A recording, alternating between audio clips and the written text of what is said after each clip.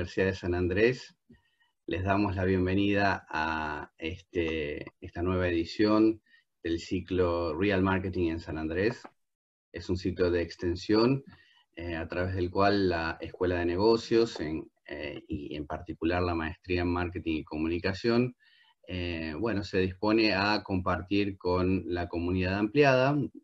Esto quiere decir no solamente los alumnos, los profesores, los graduados de la universidad, sino también la comunidad en general interesada en cuestiones relacionadas con el marketing y la comunicación, temáticas que sean de interés y que sean de interés y de actualidad, de forma tal de que todos podamos tener acceso a el conocimiento, por lo menos a nivel de divulgación, en este tipo de reuniones que mensualmente llevamos adelante, de, como les decía recién, cierto tipo de temáticas que son de interés y que están normalmente relacionadas con temas muy actuales que hacen a la disciplina. En el día de hoy vamos a estar conversando sobre la temática particular de el marketing y la inteligencia artificial, esta intersección entre ambas disciplinas, y para ello tenemos de invitado a uno de nuestros graduados, magíster en marketing y comunicación, que es Cristian Santander. Cristian es CEO de Cognitive Latam desde 2011. Cristian, además de ser magíster en marketing y comunicación de la Universidad de San Andrés, es ingeniero industrial por la UTN. Tiene un posgrado en Comercio Exterior de la Universidad del Siglo XXI y una especialización en Inteligencia Artificial Avanzada de la Universidad Tecnológica Nacional. Antes de dirigir Cognitive Latam, trabajó por más de 15 años en multinacionales, tales como Citibank, Grupo Falabella y Grupo CIA. Es profesor adjunto de la UTN, Facultad Regional Buenos Aires, en las materias Evaluación de Proyectos y Marketing, y es conferencista en distintas temáticas relacionadas al marketing estratégico y a las nuevas tecnologías. Así que bueno, Cristian, bienvenido, gracias por estar hoy con nosotros, y bueno, nos pareció muy interesante la temática y quisiéramos escucharte. ¿Cómo estás? Bueno, Néstor, muchas gracias por semejante presentación, gracias por la invitación. Es un placer estar acá con ustedes, bienvenidos a todos, tan tempranito, un casi lunes, ¿no? Después de este fin de semana largo. Casi lunes. No sé si te parece bien si voy compartiendo la pantalla, Néstor. Me parece bien, y mientras vos compartís la pantalla, yo le comento a nuestros asistentes que vamos a compartir todo lo que sean preguntas que ustedes tengan a través del chat. Debido a la gran cantidad de inscriptos al seminario, no vamos a tener disponible las funciones de hablar y de levantar la mano, sino que simplemente vamos a recibir de parte de ustedes las preguntas por medio del chat, y a medida que vayan surgiendo y dentro de ciertos lapsos de tiempo razonables para dejarlo al expositor ir planteando los temas, vamos a ir recogiendo sus preguntas y trasladándoselas a Cristian. Así que Cristian, adelante, gracias. Bueno, Néstor, muchas gracias. Bueno, acá al pie de la diapositiva está mi correo electrónico, que es cristian@cognitive.la, por si en algún momento, igual sobre el final de la charla lo vamos a volver a repetir, por si surge alguna consulta que puedan ir teniendo con respecto a la temática que vamos a conversar hoy. Bueno, un poquito el recorrido de esta charla es más bien simple. En primera instancia, la idea es un poco desmitificar, digamos, qué es esto de la inteligencia artificial. Para muchos de nosotros termina siendo como una especie de ciencia de cohetes.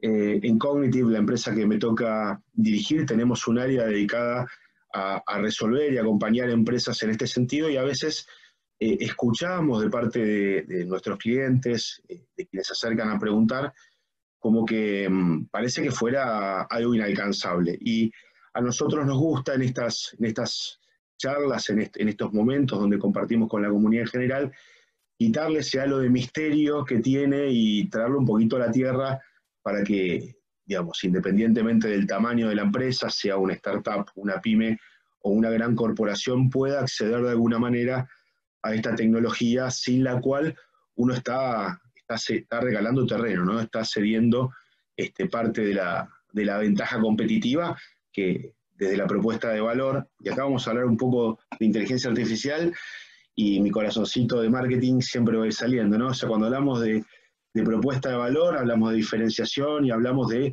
mejorar la experiencia del cliente. Así que nuestro primer objetivo va a ser traer un poquito a la tierra digamos, qué es la inteligencia artificial, donde palabras como machine learning y deep learning encajan. Después vamos a presentar una metodología, no es la única, es a mi criterio la más difundida y una bastante muy buena, muy sólida, muy fácil de comprender, que es la metodología CRISP-DM, que viene, digamos, de las etapas de minería de datos y que sirve esa lógica para desarrollar inteligencia artificial dentro de las empresas. Algo que fui aprendiendo a lo largo de mi carrera profesional y académica es que a veces uno no tiene que, por ejemplo, saber todo, pero sí tiene que saber cómo pedirlo y qué esperar que la otra parte cumpla, ¿no? O sea, uno por ahí no es un publicista, pero desde el marketing tiene que saber escribir un brief o evaluar un brief y evaluar la devolución que el especialista tiene para darle, sea que el especialista trabaje en nuestras áreas, siendo nosotros los managers, supervisando distintos analistas con distinto nivel de seniority, o hacia afuera de la empresa a los especialistas que se contratan a tal fin. Entonces, vamos a ver una metodología de referencia que nos va a servir para entender qué es lo que tenemos que tener en cuenta en cada uno de los pasos de un proyecto de inteligencia artificial. Y por último, nos vamos a dedicar a ver algunos de la infinidad de algoritmos que hoy hay en el mundo del data science. Vamos a hablar de data science, inteligencia artificial, machine learning. No son exactamente lo mismo, pero en la jerga están un poco agrupados, ¿no? Entonces, en el último punto vamos a estar hablando un poquito de algunos algoritmos y cómo se aplican esos algoritmos en distintos casos de marketing, sin hablar tal vez de marcas puntuales en las que hemos trabajado por cuestiones de confidencialidad. Vamos a traer un poquito de nuestro expertise para hablar de algunos casos concretos, ¿no? Bien, ahora que sabemos qué vamos a hacer, o de qué vamos a hablar, les quiero aclarar de qué no vamos a hablar. Acá muchos se van a ir. No vamos a hablar de matemática ni de métodos cuantitativos, tal vez un poquitito. Cuando hablemos de algunos modelos, por ahí hacemos alguna referencia a palabras como regresión, correlación, pero no hace falta saber mucho más que esto. No vamos a hablar de modelos de arquitectura o de escalabilidad de inteligencia artificial, no es el objetivo de esta charla, lo podemos dejar para un otro momento, o inclusive cualquiera de estos puntos en la instancia de preguntas y respuestas, si nos da el tiempo, podemos charlar. Tampoco vamos a hablar de los distintos software que están disponibles, hay muchos open source y pagos. Yo creo que muchos de ustedes ya habrán escuchado hablar de algunos de ellos, pero si después quieren alguna sugerencia, de vuelta, en las preguntas o nos escriben y tratamos de orientarlos. No es el objetivo tampoco de esta charla ver cómo formarse como científico de datos, que muchos dicen que es una de las profesiones más sexys de los últimos años. Lo escuché nombrar un montón de veces. Yo la verdad que no sabía que las profesiones eran sexys. Vamos a llamar al INADI, porque no queremos entrar en cuestiones de género, pero sí es una profesión muy demandada, definitivamente está en alza. Me río porque muchas profesiones que habían estado en baja en los últimos 30 años empezaron a cobrar vigor a través digamos, de la difusión o de la generalización de estas herramientas de inteligencia artificial que en realidad tienen 70 años, ya desde la época de Turing, en 1950. Alan Turing fue uno de los padres de muchos de estos algoritmos o de algunas de las redes neuronales y, bueno, de todo lo que es la inteligencia computacional.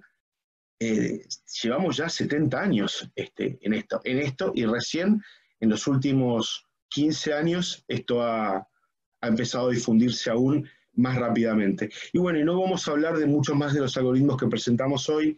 Si hay alguna duda, sí me interesa contarles que los algoritmos se agrupan por familias, y distintos algoritmos resuelven distintos tipos de problemas y también tienen distintos tipos de dificultades para ser utilizados o restricciones. No dificultades, sino más bien restricciones. Hay algoritmos que funcionan mejor o peor en determinada situación, que es lo que uno quiere entender de los datos, y también tiene restricciones con respecto a las variables de entrada. Ya vamos a hablar de eso un poquito más adelante. Entonces, para empezar, a mí me gustaría, ¿no?, que nos pongamos a pensar un poquito qué es la inteligencia artificial. Es un poquito vaga a veces la definición.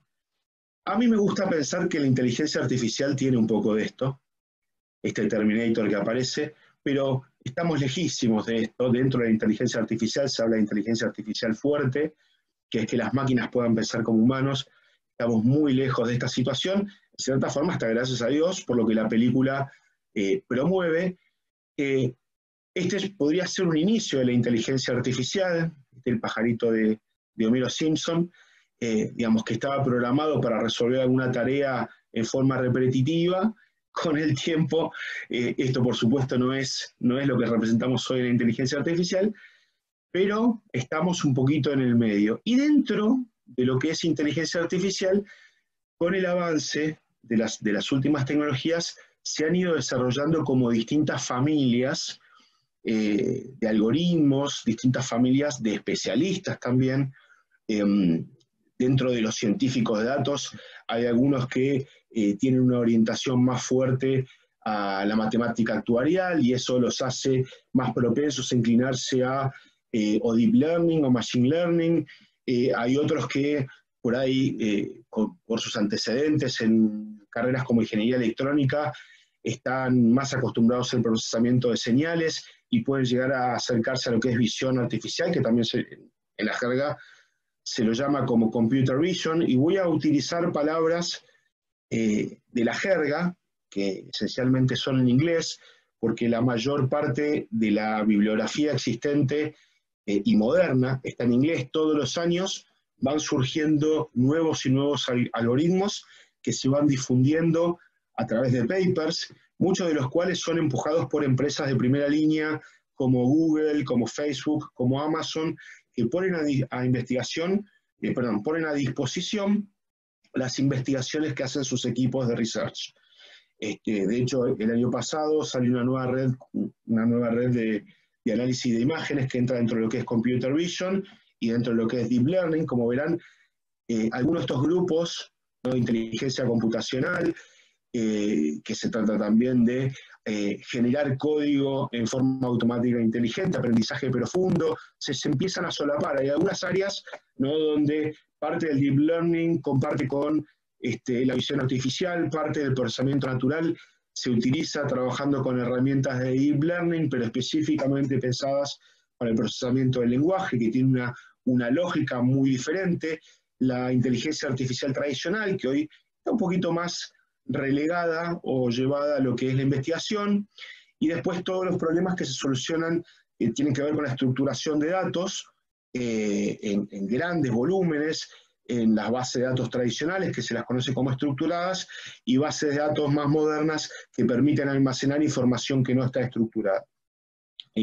Junto con el procesamiento del lenguaje natural aparecen digamos, los análisis de sentimientos, análisis de emociones, análisis negativos y positivos sobre determinadas marcas, sean estas marcas productos, marcas personas, marcas políticos. O sea, muchos políticos utilizan el análisis del procesamiento del lenguaje natural con sus equipos de campaña para saber qué se dice de ellos, cómo se los percibe, más allá de las encuestas tradicionales, que también son una herramienta digamos, muy utilizada en esos momentos del año donde están haciendo política. A nivel de cómo se organiza, para ir ya poniendo algunas cosas en su lugar, el Machine Learning es un subconjunto de inteligencia artificial, de la inteligencia artificial general. inteligencia artificial general o tradicional, en realidad intenta, digamos, hacer que las máquinas tengan un comportamiento parecido a los humanos.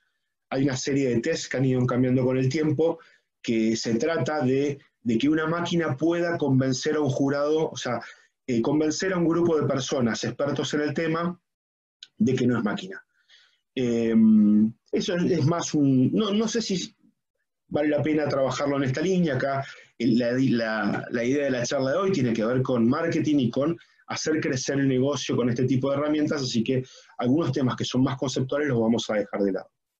El Machine Learning, cuya traducción tiene que ver con aprendizaje de máquinas o aprendizaje automático, es un subconjunto de estas herramientas de inteligencia artificial que se basa en modelos matemáticos que seguramente en alguna carrera de grado puede ser que algunos se hayan visto. Por ejemplo, la regresión lineal está considerada dentro, digamos, de una herramienta de Machine Learning. Yo lo menciono porque por ahí es algo que si bien tiene poco uso real en la práctica, es un concepto que muchos de ustedes probablemente hayan escuchado. Y el Deep Learning o aprendizaje profundo, digamos, surge en los últimos años con la aparición de redes multicapa, de redes neuronales. Básicamente se construye a través de redes neuronales, que son redes que tratan de simular el comportamiento del cerebro humano. Y eso, las redes cada vez, digamos, con la aparición de más poder de cómputo, con el descubrimiento de que las redes neuronales procesan muy bien digamos, en poder computacional en paralelo, y por ahí algunos de ustedes hayan escuchado nombrar que las redes neuronales necesitan GPUs en vez de CPUs, en vez de usar el poder de procesamiento del core de la computadora, del CPU tradicional, trabajan mejor en placas de video, porque tienen procesamiento en paralelo y no en serie. Entonces eso acelera mucho la velocidad del aprendizaje. En promedio, 1 en 10, 1 en 20, se logran, dependiendo de las placas especiales que se compren, que aparte vienen con disipadores de calor propio, son una cosa sumamente interesante, y hoy en día hasta se venden equipos especiales que tienen que ver con el procesamiento de tensores, que es todavía un nivel de complejidad aún mayor, que, por ejemplo, en el caso de TensorFlow de Google, el promotor de esta tecnología es nada menos que Google, ¿no? Bueno, así que hemos ya más o menos definido qué es el Deep Learning, el aprendizaje profundo, lo que es el aprendizaje automático dentro del Machine Learning, que son dos temas que vamos a estar conversando hoy, y me gustaría empezar con algunas mínimas reflexiones, ¿no? La calidad de la inteligencia artificial va a estar limitada por la calidad de datos que usemos para enseñarle. Yo no solo diría que la calidad, sino también la cantidad, ¿no? O sea, el tamaño de las muestras es importante, pero más aún que el tamaño de las muestras, los datos que usemos nosotros para entrenar un modelo de decisión, no se olviden que nosotros vamos a trabajar sobre modelos que resuelven problemas con una frontera, con un límite. Con casos conocidos, vamos a entrenar a un modelo matemático para resolver problemas nuevos, pero sobre lógicas existentes.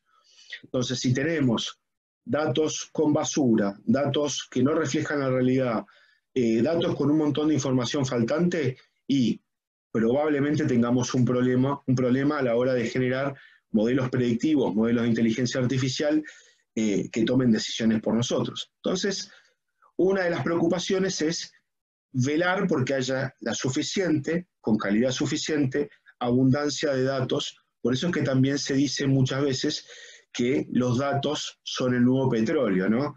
Entonces, a veces, frente a la pregunta que a veces escuchamos nosotros, ¿por dónde empiezo?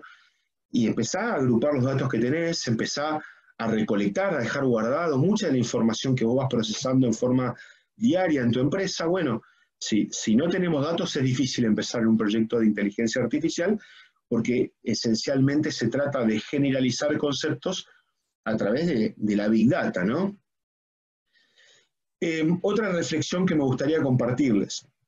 Cualquier problema de ciencia de datos o que se resuelva a través de la inteligencia artificial, en definitiva está tratando de resolver u optimizar un problema de negocio.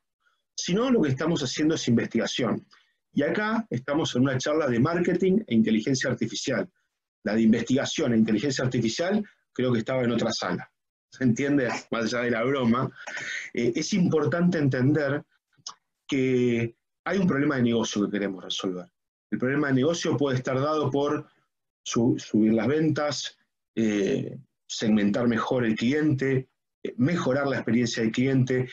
Bueno, hay varias razones, hay varios objetivos detrás de estas herramientas, pero esencialmente no perder de vista, que a veces nos pasa, a los que nos gusta mucho esta serie de técnicas y de herramientas, investigar, descubrir, y es parte del proceso, pero bueno, siempre con el objetivo de resolver un problema de negocio. Y algo que me parece sumamente importante, si la empresa tiene un product manager, un product owner, dependiendo del tamaño de la empresa que esté intentando avanzar sobre un proyecto de inteligencia artificial, que el área de negocio esté involucrada de punta a punta en estos proyectos para ayudar a comprender uno de los puntos que vamos a ver más adelante, que es que el analista de ciencia de datos tiene que entender el negocio. O sea, si no entiende el negocio, que es el Business Understanding, que es el punto 1 de la metodología CRISP, es difícil que se pueda llegar a obtener los mejores resultados.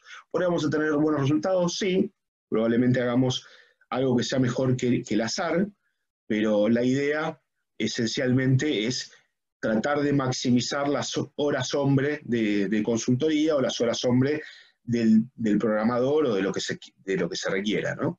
Que es parte de un proyecto de inteligencia artificial. Y por último, como corolario de todo esto, en nuestra experiencia lo que hemos visto es que muchos proyectos de ciencia de datos o de inteligencia artificial fallan por falta de datos o falta de buenos datos, pero todos fallan si no tienen un propósito de negocio.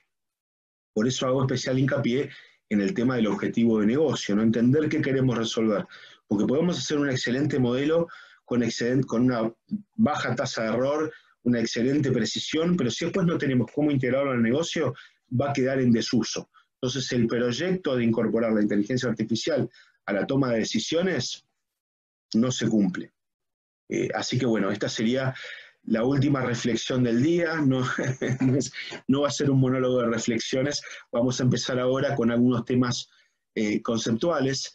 El Knowledge Data Discovery ya está planteado hace ya muchísimos años por un paper de Fayyad, Piatetsky, Shapiro y Smith, que esencialmente plantearon cuál es el proceso que se tiene que hacer sobre los datos de la organización para construir raw data, ¿no? Data cruda, como se le suele decir en inglés, raw data, a conocimiento. Y hay un proceso iterativo, un proceso que se va a ir, fíjense que la flecha nos va invitando a volver hacia atrás, un set de datos, que podemos llamar hoy un data lake o un data warehouse, o digamos algún esquema de datos no estructurado. Vamos a ir haciendo una selección de algunos datos, esos datos los vamos a agrupar, los vamos a procesar, le vamos a hacer determinadas transformaciones con agrupamientos, interrelacionándolos entre ellos. A partir de ahí vamos a hacer un descubrimiento de patrones, y con esos patrones vamos a poder construir conocimiento y generar modelos predictivos. Y esta lógica, llevada a lo que se llama el Maturity Model de las distintas empresas, tenemos una tabla con dos ejes donde en el eje vertical tenemos distintos niveles o complejidades de Business Intelligence, y en el eje horizontal vamos a ir creciendo a medida que el Business Intelligence vaya agregando valor a la organización, vamos a tener ventaja competitiva y generar mejores modelos de negocio. El Maturity Model, o sea, digamos, hay cientos de referencias a este modelo de madurez, empezando por lo más básico, que es generar reportes. Digamos, generar reportes es un análisis que esencialmente ya tiene una mirada al pasado, lo mismo que el análisis y el monitoreo. El monitoreo puede ser más o menos periódico, lo cual lo acerca al presente, digamos, ya empieza a tener un poco menos de mirada hacia atrás, pero no deja de ser una mirada sobre algo que ya pasó.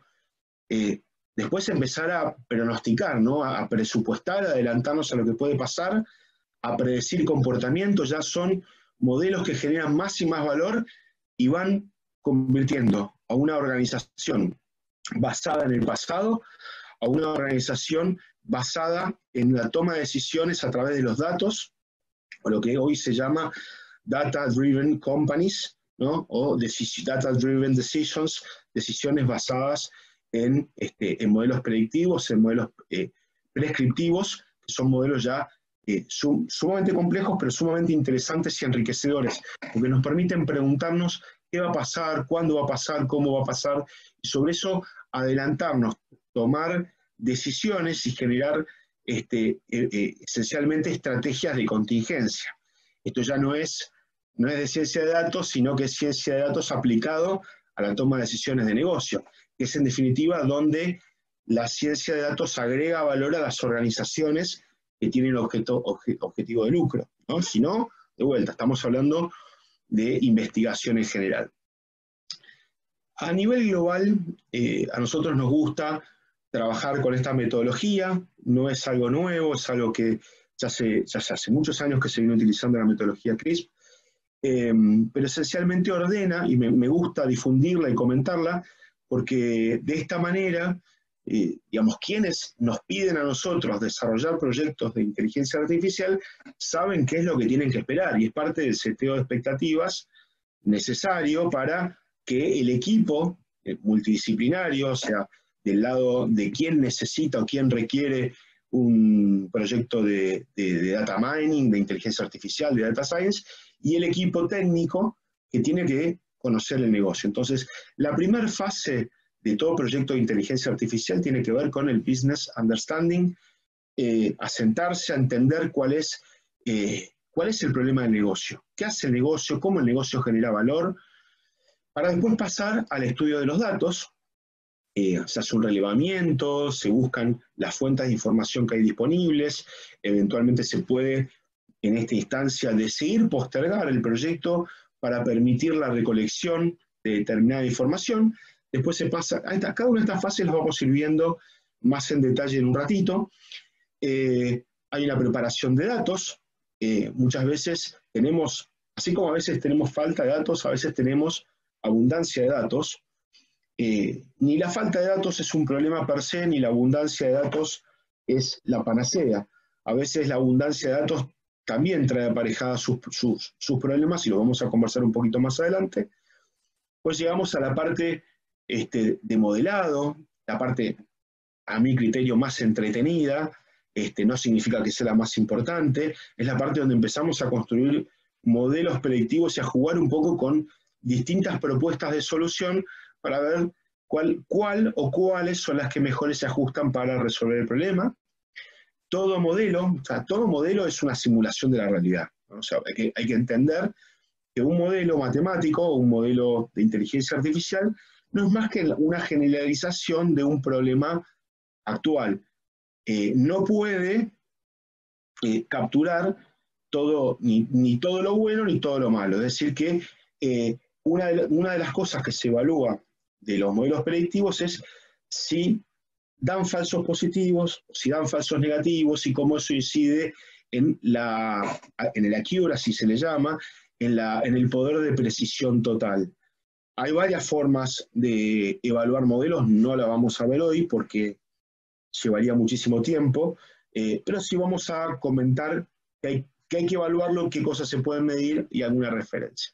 Y por último, finalmente, la puesta en producción del modelo, que puede tener un montón de formatos, y es algo que a la comunidad de ciencia de datos en general nos preocupa mucho, porque lamentablemente muy pocos modelos de inteligencia artificial llegan a producción por diversas razones, sobre todo en las grandes empresas, cuestiones de burocracia, cuestiones de toma de decisiones, cuestiones de falta de credibilidad o falta de conocimiento. O sea, a lo que no conozco no le creo tanto. Yo siempre me manejé con decisiones de estómago, ¿por qué voy a cambiar ahora? Bueno, hay que vencer algunos paradigmas que si bien hoy en día parecen anticuados, todavía existen. Bueno, hablando la fase 1 yo ya fui adelantando que la función del analista de ciencia de datos es convertirse en un socio del gerente de producto, del product manager, entender dónde el negocio genera valor y dónde puede generar valor adicional a raíz de las interacciones que se dan. O sea, está bueno cuando un científico de datos ya tiene una formación comercial o una mirada de negocio para poder empezar a entender y trasladar de distintas industrias distintos casos de éxito.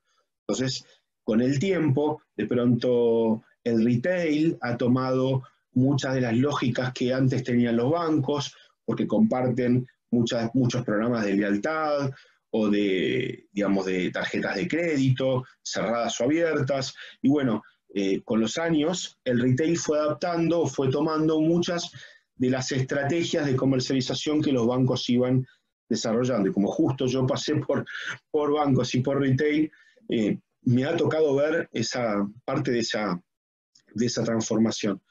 En esta fase también se hace un relevamiento inicial de cuáles son las fuentes de datos para pasar a una segunda fase donde se hace el data wrangling, lo que se llama como la recolección de datos. Esos datos que se van juntando son sometidos, y acá le puse al Exploratory Data Analysis 3 signos más, porque es una de las partes clave digamos, de un saludable proyecto de inteligencia artificial. El análisis de datos exploratorio es parte fundamental que ayuda al analista a comprender mejor el negocio y a comprender los datos.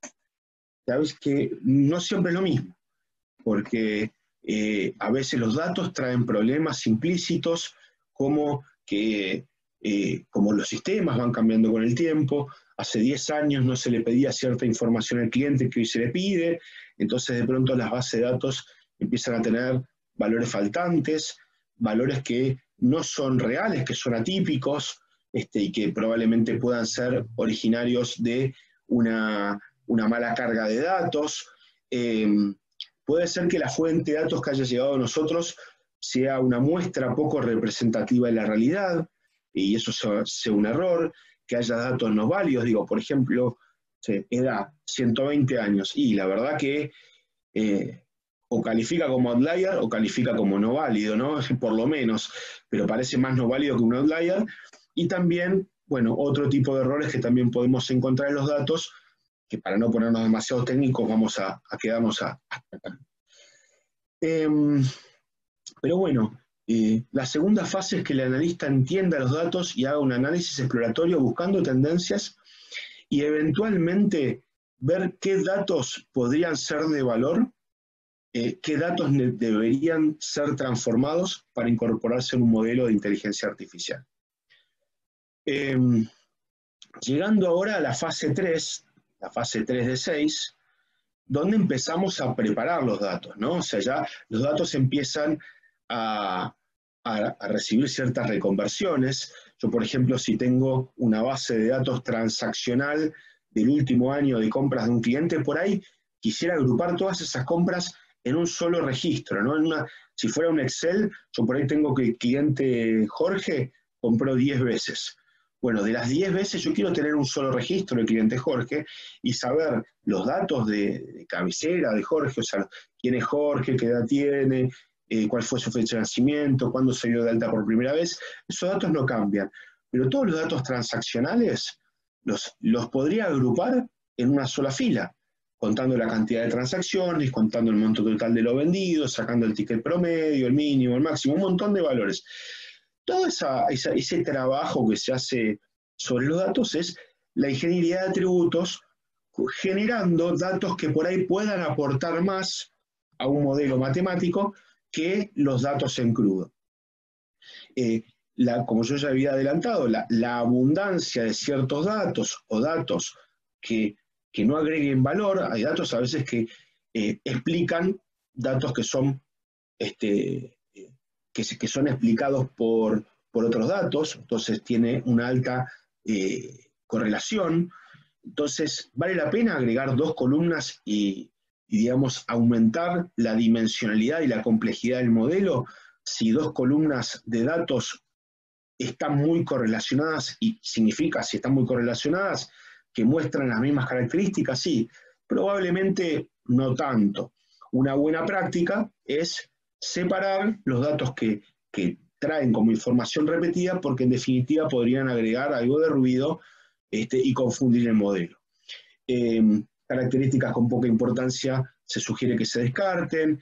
Imagínense un campo donde solamente haya un único valor, que sea compró. O sea, compró o no compró. Claro, si yo tengo la base de datos de transacciones terminadas, el estado de compra es compró. Bueno, por supuesto que hay que sacarlo del análisis y aunque parezcan tonterías, son cosas que encontramos muy a menudo y que perjudican el accuracy, el entrenamiento automático de estos modelos de machine learning, ¿no? Y en términos generales, sí quiero contarles, cuando hablamos de modelado, que hay dos grandes grupos de modelos matemáticos. El primero tiene que ver con lo que se llama aprendizaje supervisado, y básicamente, en realidad, lo que representa es que yo ya tengo una serie de información con la variable que yo quiero predecir, ¿no? Que se llama la variable etiquetada, la variable target. Entonces yo puedo, por ejemplo, tener una base de gente con características demográficas, con algún tipo de historia, y saber si compró determinado producto. Entonces, ¿cómo hago para saber si futuros compradores van a comprar ese producto? Bueno, genero un modelo matemático que permita capturar las características generales, los pesos específicos de aquellos compradores que compraron el producto. O sea, yo tengo historia, ya sé que fulanito compró, menganito compró, y al final de la construcción del modelo de inteligencia artificial me va a quedar una ecuación que puede ser más fácil o más difícil de entender. A veces hasta ni vale la pena analizarla. En el caso de las redes neuronales se vuelve prácticamente inviable hacer un análisis de qué es lo que pasa, termina siendo como una caja negra, pero funciona. Entonces, cuando tenemos un nuevo evento, cuando tenemos que analizar un nuevo suceso, podemos saber cuál es la probabilidad de que compre el producto A, B, C o D. Entonces eso se hace mediante aprendizaje supervisado. Y por otro lado, tenemos una serie de herramientas disponibles, ahora vamos a ver algunas, que son aprendizaje no supervisado. O sea, yo sin decirle absolutamente nada a mis algoritmos de inteligencia artificial, a los software que yo utilizo, empiezo a generar agrupaciones con distintos criterios de agrupación. Puede ser por distancia, puede ser por similitud. O sea, vamos a ver qué es lo que más conviene según el análisis de negocio, pero no se le da una variable de salida. O sea, no se le dice a la máquina, en el aprendizaje no supervisado o unsupervised learning, no se le da ninguna información y el poder de cómputo y el algoritmo se encargan de resolver todo. Entonces, estos dos grandes grupos, lo que es aprendizaje supervisado y aprendizaje no supervisado, generan, en el primer caso, dos tipos de modelos. Un modelo que permite clasificar, es decir, en variables categóricas, permite como resultado tener, por ejemplo, cliente que prefiere el producto A, cliente que prefiere el producto B, cliente que prefiere el producto C, o en el caso de un modelo de regresión, la variable que vamos a analizar, la variable que vamos a intentar predecir, va a ser una variable numérica, ¿no? Por ejemplo, podría ser la probabilidad de no pago o pago, podría ser la probabilidad de que el cliente tenga un rango de ingreso, digamos, un ingreso determinado. Bueno, a través de las regresiones, que hay varios tipos de regresiones, podemos predecir el output como una variable numérica. Y en el comportamiento no supervisado, tenemos varias herramientas de clustering que nos ayudan y mucho a conocer mejor nuestros clientes, ¿no? Porque clustering es como un seudónimo de segmentación.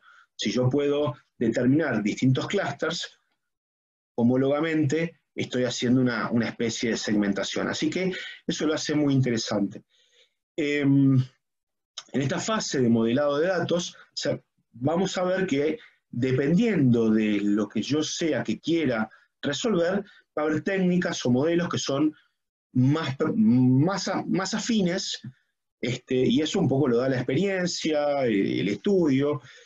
Sabemos que si tenemos determinado tipo de problema conviene tener este tipo de acercamiento, como si fuera un protocolo médico, pero un protocolo de ciencia de datos. O sea que va a haber algunos pasos que nos faciliten el approach o el acercamiento a la resolución de un problema, de modelar una variable de entrada o n variables de entrada con alguna variable de salida o n variable de salida. Generalmente hay más de una solución. Lo que se suele recomendar es probar distintos modelos y ver cuál es el que funciona mejor. En función también del tipo de datos con el que nos vamos encontrando, es probable que algunos modelos puedan performar mejor que otros. Esto también hay que decirlo, ¿no? Así que es bueno saberlo. Ahora vamos a ver algunos modelos en general.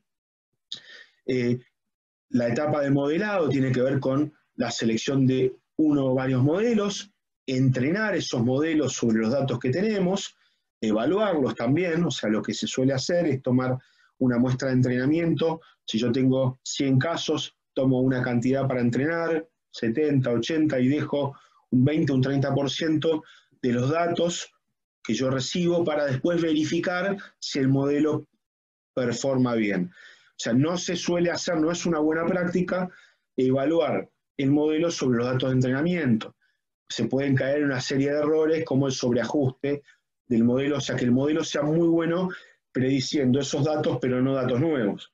Entonces, la evaluación del modelo también es una instancia crítica, porque va a permitir, valga la redundancia, evaluar cuál es el modelo que uno tiene que dejar cuando tiene varias opciones disponibles. Y por último, en la fase 6, ya me estoy adelantando, es la puesta en producción del modelo. Entonces, para el modelado, una vez que tengamos un modelo propuesto, le vamos a dar los datos de entrenamiento. A eso le vamos a incorporar los datos de análisis con el análisis de datos exploratorio, que es parte que dijimos que era parte importante de este modelo. Vamos a buscar patrones. Esos patrones se van a convertir en un modelo predictivo, ¿no? A través de cualquiera de las herramientas que vamos a ver más adelante de Machine Learning. Y lo que siempre sugerimos es, una vez construido el modelo, evaluarlo periódicamente para irlo mejorando, ¿no? Estos modelos que hoy en día está tan difundido, esto de que con cada caso nuevo el modelo sigue aprendiendo, tiene muy, muy buenos resultados. Yo les había ya adelantado la importancia de la evaluación de los modelos, sin entrar demasiado en detalles técnicos. Está bueno contarles algunas cosas que pasan con los modelos predictivos, ¿no? O sea, por un lado tenemos el bias, que es el sesgo, y por otro lado tenemos la varianza, ¿no? Y podemos tener en un modelo un escenario de, en este caso, como es una tabla de doble entrada, 4 cuadrantes posibles, ¿no? El cuadrante ideal será, digamos, un modelo que tiene bajo sesgo, es decir, que le pega más al centro y tiene baja varianza, o sea, no se mueve mucho, si bien está cerca del centro y todos los valores que predicen tienen una varianza menor, tienen una cercanía al centro. Hay modelos que tienen un sesgo bajo, o sea, se acercan al centro, pero tienen una varianza mayor. Entonces, el error es mayor, el error promedio. Ahora, algo que también podría ser peor que no suceda es que el modelo no tenga siquiera precisión suficiente como para acercarse a lo que yo estoy tratando de predecir, y que haya un sesgo, más allá de la varianza, que en este caso es poca, ya el modelo per sí está sesgado.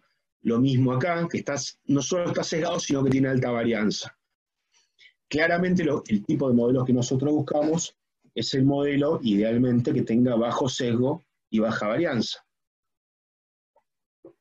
Y esta es parte de las evaluaciones que se le hacen a los modelos predictivos. Hay muchas herramientas de evaluación. Una de las más comunes es lo que se llama matriz de confusión, que más que nada se usa para evaluar modelos de clasificación. y tenemos, por un lado, los valores reales, los valores de los casos que estamos analizando, que nosotros, así como dijimos que separábamos la muestra en entrenamiento y validación, cuando corremos el modelo en la muestra de validación, después sabemos en la muestra de validación qué fue lo que pasó, y evaluamos qué fue lo que realmente pasó con lo que el modelo predijo. Y se pueden dar 4 escenarios. Puede ser que, suponiendo que sea una variable dicotómica de verdadero o falso, puede ser que el resultado haya sido verdadero y que el modelo haya predicho verdadero. Puede ser que el resultado fuera, en vez de 1, que fuera 0, y que el modelo haya predicho 0, lo cual también es un acierto del modelo. El modelo acertó 1 y acertó 0, o sea, acertó ocurrencia, por ejemplo, que el comprador termina la transacción, o acertó que el comprador no va a terminar la transacción o no va a comprar el producto. Pero también tenemos falsos positivos y falsos negativos, ¿no? O sea, tenemos los errores del modelo, llaman error de tipo 1, error de tipo 2, no vamos a entrar en detalle, pero estos son errores y contribuyen a que baje la aparición de estos falsos positivos y falsos negativos, hacen que falle lo que se denomina como accuracy o precisión del modelo. Hay muchas métricas de error, porque hay modelos que performan mejor, o sea, que tienen menor falsos positivos o menor falsos negativos, o sobretienden a, digamos, a dar todo por válido, todo por true, positivo, cuando por ahí hay algún true negativo. O sea, bueno, hay varias formas de evaluarlo. Es importante que sepan que existen otras formas de evaluación, y después, si les interesa, bueno, podrán profundizar o será este motivo para otra charla. Bueno, en general, digamos, las organizaciones globales que promueven todo el uso de inteligencia artificial están muy preocupadas por la baja tasa de modelos predictivos que llegan a producción por distintos problemas. Hay papers que inclusive hasta tienen documentado cuáles son las razones por las cuales un modelo que fue aprobado en instancia de evaluación no llega a instancia de producción. A veces tiene que ver con la integración de los sistemas existentes, que son sumamente complejos, en entornos cerrados, que la gente que mantiene los sistemas no está preparada para incorporar estas nuevas tecnologías, que el negocio no termine de hacer el cambio cultural, y a veces soluciones rápidas pueden ser la incorporación de modelos mediante APIs que hacen que sistemas que no tienen interrelación entre sí puedan tener una respuesta rápida y casi instantánea a una petición de servicio, ¿no? O sea, viene Cristian a querer comprar un auto financiado. ¿Qué hago? ¿Le presto plata o no le presto plata? Cualquiera que me conoce diría que no me va a prestar la plata, pero hay que ver un algoritmo, ¿no? ¿Qué decisión va a tomar en el momento? Hoy en día, mediante requests o pedidos de API, digamos, podemos comprar inteligencia artificial servida o brindada como servicio, que es una solución económica para empresas que todavía no tienen los talentos o los recursos o no quieren invertir en grandes proyectos de envergadura. Pueden comprar el uso por petición, digamos, a precios más acomodados. Si bien el precio unitario es más caro que desarrollarlo internamente, en el volumen puede ser una solución muy buena para cortar tiempo de implementación. Otro caso que está muy en boga es, se está usando la base del RENAPER, la base de datos biométricos de la persona para validación en un montón de aplicaciones, y se le paga al Estado por esa validación que pide. O sea, no solo trabaja con reconocimiento facial, sino que trabaja con reconocimiento facial, con toda la información biométrica que ya tiene cargada a través de los últimos 10 o 15 años, y hasta se permite trabajar también con prueba de vida. O sea, muchos de ustedes sabrán que algunos algoritmos de reconocimiento facial pueden ser engañados con una foto. En este caso, con el API del RENAPER eso no es posible, porque también evalúa el movimiento gesticular de la persona que está siendo autenticada. Cual es muy interesante, ¿no? Porque que un Estado se comprometa a brindar esto y a través de un API está buenísimo, porque no ponen en riesgo la información, o bueno, puede ser que haya riesgos igual, ¿no? Han habido filtraciones en el pasado, pero en general se supone que están más protegidas que en una empresa privada que por ahí no tiene tantos recursos para proteger datos personales de la gente. Permítanme un vasito de agua. No sé, Néstor, si hasta ahora habrá habido alguna pregunta, algo que haya surgido. Mira, Cristian, la gente está toda expectante para ver cómo esto efectivamente se puede utilizar dentro de lo que es el marketing y la comunicación. Desde luego que era necesaria esta primera etapa de introducción para entender de qué hablamos, pero sí hay una pregunta de Oscar Suárez que nos dice si podés citar el ejemplo de un falso positivo, cuando estabas hablando de los modelos que funcionan bien y que no funcionan bien, digamos, que predicen, vos hablabas de los errores tipo 1, tipo 2, o sea, falsos positivos, por ejemplo, ¿qué podría ser? Bueno, el modelo tiende a dar un output, en este caso lo que estábamos analizando en una salida binaria. Generalmente lo resolvemos con valores de 0 o 1, y en definitiva, dependiendo del modelo que estemos usando, puede hasta ser, el resultado puede ser un rango de probabilidades. Un falso positivo es que el modelo clasifique como un comprador a alguien que no es comprador, o sea, le asigna un valor positivo a alguien que es negativo. Y un falso negativo es esencialmente lo opuesto. O sea, alguien que no compra, si el modelo se trata de medir la propensión a compra, alguien que no compra, clasificarlo como comprador. Básicamente es eso, el falso positivo y el falso negativo. Y bueno, Néstor, justo me das el pie para empezar a hablar de aplicaciones de todo esto. Básicamente el marketing se trata o de vender más o de mejorar la experiencia del cliente, o de las dos simultáneamente. Por eso le pongo una estrella de Customer Experience, porque el Customer Experience también es una forma de vender más. Y cuando veamos cómo Netflix aplica, digamos, vamos a ver algunos casos de grandes empresas que son públicos y cuyas marcas podemos nombrar, y después vamos a ver algunas otras aplicaciones que sin contar por ahí en qué caso de uso se implementó, contarles que tal herramienta sirve para tal cosa y los puede ayudar de esta manera. Y yo acá les traje... Te interrumpo un segundito antes de continuar, Cristian, porque bueno, hay varias preguntas al respecto justamente de lo que estamos hablando. Santiago Sosa pregunta si el servicio de RENAPER devuelve un porcentaje de certeza. No lo sé porque yo no lo uso.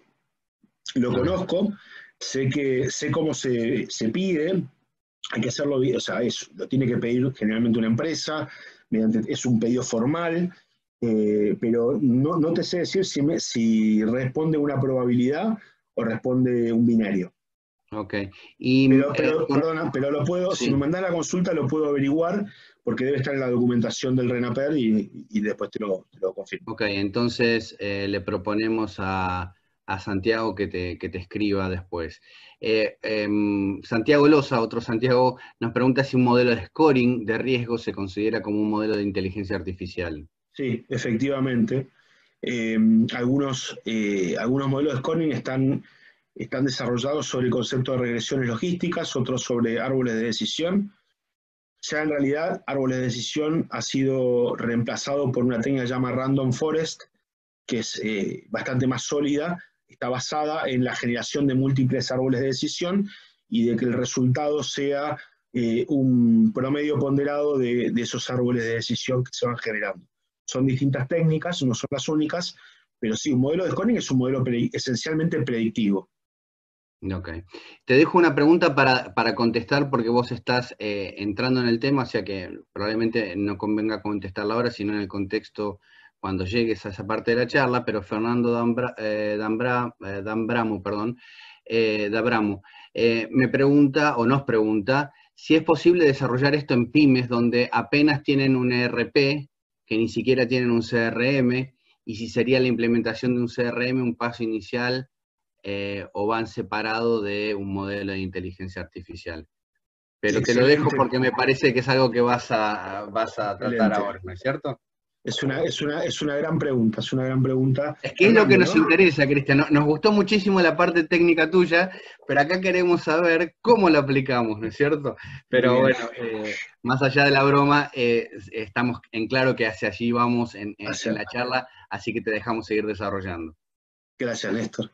Bueno, esencialmente, justamente, vamos a ahora empezar a trabajar sobre aplicaciones al marketing de todas estas técnicas, aunque el marketing no es, digamos, el único beneficiado interno a nivel de organización de todas estas técnicas. O sea, Machine Learning se utiliza para manufactura, para predicción de errores, para métrica de procesos, pero bueno, acá la idea es hablar de upselling, cross-selling, downselling, de selling en general y del customer experience. Y ya entrando en, a ver si, ya entrando en algunos ejemplos, acá los voy a citar y después vamos a entrar en algunos de ellos en general.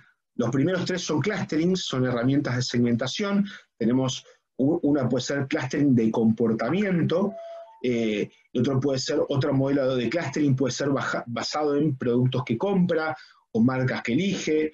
El cuarto modelo, estas son soluciones como típicas, ¿no? Cuando se acerca a un cliente, vemos cuál de todos estos modelos, en función de lo que ven a la izquierda, en función de la información disponible y de la necesidad del cliente, recuerden que esto siempre persigue un objetivo, vemos cuál de todos estos modelos les puede servir en primera instancia. ¿Qué producto se le vende a un cliente que entra a la tienda, sea física o virtual? Es el 4, el 5 es el next product to sell. Ya tengo alguien que compró a cuál va a ser el próximo producto que yo tengo que salir a ofrecerle y en qué momento. Y eventualmente hasta por qué canal. Va a ser por tecnología push, si es una app, por emailing, de qué manera, lo que antes era el marketing directo, vamos a poder personalizar la propuesta en next product to sell. Upsell y downsell. Si yo tengo una alta o baja propensión a que el cliente cambie de propuesta, por ahí tenga que salir a ofrecerle algo diferente a lo que tiene, porque si yo detecto que ese cliente tiene comportamiento similar a gente que en los próximos 3 o 4 meses va a dejar de comprarme, bueno, la propuesta evidentemente que tiene no es la que necesita. A veces le bajo el precio del producto, le bajo el precio del servicio, le doy una versión light del producto, o puede ser una versión upselleada, ¿no? Una versión más grande. Es otro modelo matemático que nos puede interesar aplicar desde el punto de vista del marketing. Predecir el lifetime value, el LTV, es otro modelo también asociado con marketing que se puede construir. Medición del share of wallet, ¿no? De cuánto incide nuestro producto en distintos segmentos de clientes. Y ahora voy a hablar de modelos combinados. Engagement propensity, ¿no? ¿Cuál es la propensión de un determinado cliente a generar impacto en mis redes sociales? Propensión al cambio o también propensión a la baja. Y por último, yo digo, esta es una de las estrellitas de los últimos años, los motores de recomendación, que tienen aparte muchísimos algoritmos asociados. No los vamos a ver, pero sí contarles que hay algoritmos de recomendación de diferentes tecnologías, de diferentes tipos de algoritmos, con diferentes approaches, desde algo muy sencillito hasta el modelo de Netflix, que es algo bastante más sofisticado. Y dentro de todo, acá alguien que tenía un ERP y que Fernando preguntaba sobre si vale la pena montar un CRM, yo diría que sí, el ERP está más orientado a la parte de producción y el CRM más orientado a la parte de relacionamiento con el cliente.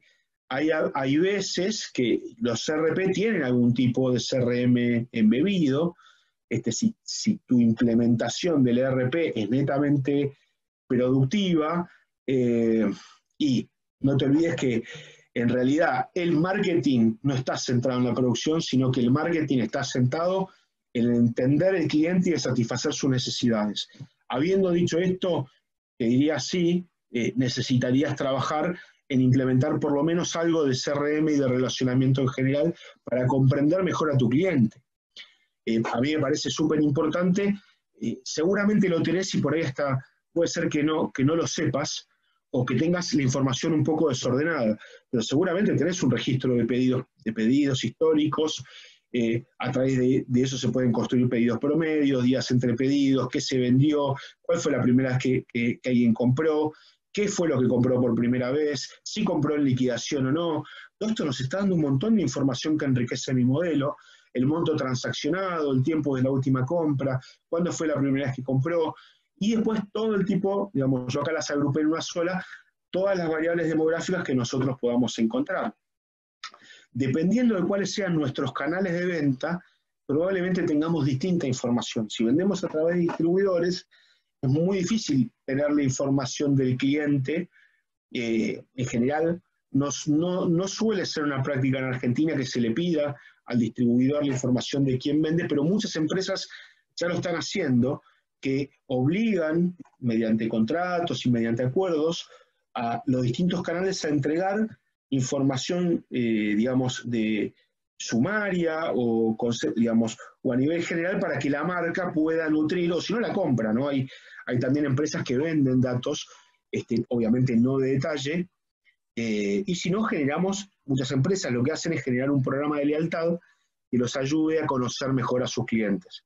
Las tarjetas de crédito, en el caso de Falabella, CMR, Garbarino tenía su propia tarjeta de crédito, no sé ahora con el cambio de manos en qué quedará ese programa, pero bueno, muchas empresas generan pequeños programas de lealtad para poder, mediante ese paraguas, conocer un poco mejor a su cliente y generar mejores modelos y mejores propuestas comerciales. ¿Cuál es el outcome, digamos, la parte final de todo esto? Justamente conocer mejor al cliente y generar mejores propuestas de valor, con el objetivo de mejorar el Customer Experience y por ende, si uno mejora el Customer Experience, tiende a mejorar digamos, la vida del cliente en la relación, por ende mejora el lifetime value y generar más y mejores oportunidades de negocio. El que compró A, que compre B, que no vaya a comprarlo al negocio de enfrente, sino que me lo compre a mí. Entonces, el secreto de esta sopa, ¿no? El ingrediente secreto es esto esencialmente, ¿no? Tratar de usar la inteligencia artificial en base a los principios clásicos del marketing tradicional, ¿no? Que es satisfacer necesidades. Bueno, en algún momento yo hablé de clustering. Las herramientas de clustering son algoritmos que se llaman no supervisados, que ya vimos que eran, algoritmos que aprenden en forma automática, que permiten segmentar el portafolio de clientes mediante algún criterio, cualquiera sea el criterio, le damos de cada cliente toda la información que tengamos y hacemos un preprocesado de los datos. Hay distintos tipos de algoritmos, algunos se llaman KNN, K-medias, DBSCAN. Yo los pongo por si después los quieren buscar, no vamos a explicar cómo funcionan. Cada uno agrupa la información de manera diferente y nos permite identificar segmentos. Y una vez que tenemos N segmentos, N clusters definidos, podemos caracterizar mejor a cada uno. Podemos entender qué tipo de consumidor tiene cada clúster y darnos cuenta de que en realidad no estamos satisfaciendo un solo mercado objetivo, sino que estamos satisfaciendo más de un mercado objetivo. ¿Y qué podemos hacer con eso? Generar mejores propuestas de valor o propuestas de valor personalizados. Otra herramienta que no es esencialmente de clustering, es una herramienta que se usa para reducir dimensionalidad del análisis de componentes principales. No solo sirve para reducir dimensionalidad y encontrar las dimensiones principales en las que los clientes piensan. Yo esta la utilicé en un caso de entender cómo se relacionaba el cliente con su smartphone para entender cuáles son las dimensiones que agrupa, ¿no? Los smartphones tienen un montón de características, 20, 30, 40 características por las cuales un consumidor puede evaluarlo, pero eventualmente pudimos resumir en 4 o 5 cuáles eran las características principales por las cuales se evalúa un smartphone. Y en función de eso, hasta mejorar los mapas perceptuales de posicionamiento de las distintas marcas. Aparte de ser una técnica que nos permite encontrar los ejes principales de 20 variables, por ahí quedarnos con 4 o 5, también explica la varianza de cada una de esas esos porcentajes. Entonces por ahí, acá en este gráfico vemos que la varianza acumulada, ¿no?, cuando llegamos casi al 80%, me la explican la mitad de los 21 componentes, o sea, yo tengo 21 atributos que estoy evaluando y la mitad de ellos me explican el 80% de la varianza. Entonces, el aporte de muchas otras, y por eso sirve de reducción de dimensionalidad, le saco complejidad al problema, porque el 20%, el 50% de mis variables explican apenas un 20% de la varianza. Entonces, y de vuelta, uno de los objetivos es no meternos en terrenos matemáticos, saber que existe una herramienta que se llama PSA, o análisis de componentes principales, que nos permite entender cuáles son en la cabeza del cliente las dimensiones más relevantes de un producto determinado, o bien este tipo de análisis se hace como previo a incorporarlo a un algoritmo de Machine Learning. O sea, antes de meterle a lo bestia todas las variables que tengo, se hace una selección y esta es una de las herramientas que podemos utilizar. Bueno, otra aplicación de la inteligencia artificial en nuestro negocio, los chatbots, ¿no? Todos, en los últimos 2 años hubo una explosión, ¿no? Se democratizó, se pudo trabajar en la implementación de robots que hablan como personas y que permiten resolver, ser el primer frente de batalla, ¿no?, en la relación entre la marca y el cliente. ¿De qué manera me puede ayudar esto? Y me puede ayudar esto para generar engagement, ¿no?, para no perder la situación de posible compra en la que el cliente está muy interesado en saber algo de mi producto. Y tenemos bots en el mercado con distintos niveles de inteligencia. Lo más interesante es que lo que no existía antes era la democratización de esto, de la capa de procesamiento del lenguaje natural, que hace que una máquina entienda una palabra en un contexto o una frase en un contexto, y asimismo pueda seguir la historia de lo que se fue hablando anteriormente.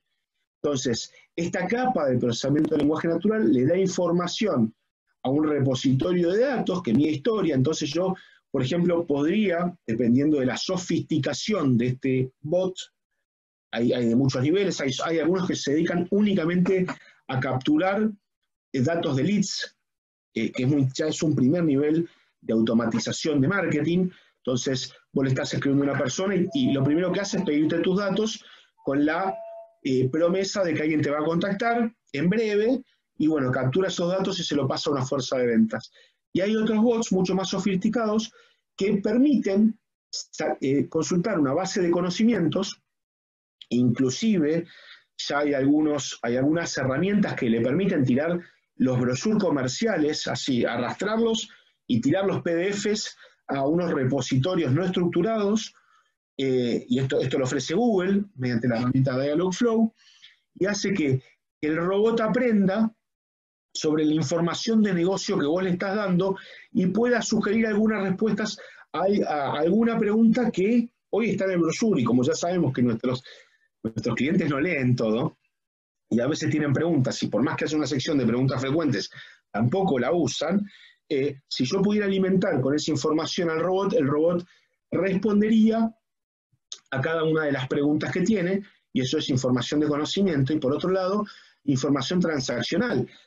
Podría responder una pregunta, por ejemplo, si yo tuviera el bot con el banco y la tarjeta con la que yo opero, en cuántas cuotas hice tal compra, cuál es mi saldo, cuándo es mi próximo vencimiento, porque este robot puede convertir esa pregunta en lenguaje coloquial a una API, a una consulta técnica, a una base de datos de la empresa. Sí, por supuesto, ¿no? Dentro de la sofisticación que tienen los distintos bots en general, yo lo puedo integrar con un CRM, y vuelvo a la pregunta de Fernando, que te agradezco el pie, puedo automatizar un montón de acciones, ¿no? Inclusive, el procesamiento del lenguaje natural todavía no está muy difundido. En los próximos años se espera que llegue a nivel de audio. Ya escuchamos de algunas pruebas que hubieron en los últimos meses con una reserva que hizo la gente de Google mediante teléfono.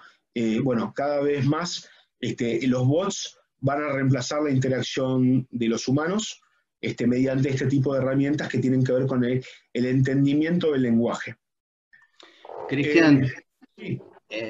te interrumpo para trasladarte un par de preguntas a propósito de lo que estás vos conversando. Denise dice que según su parecer, ¿no?, los chatbots democratizados dan mucho margen de error.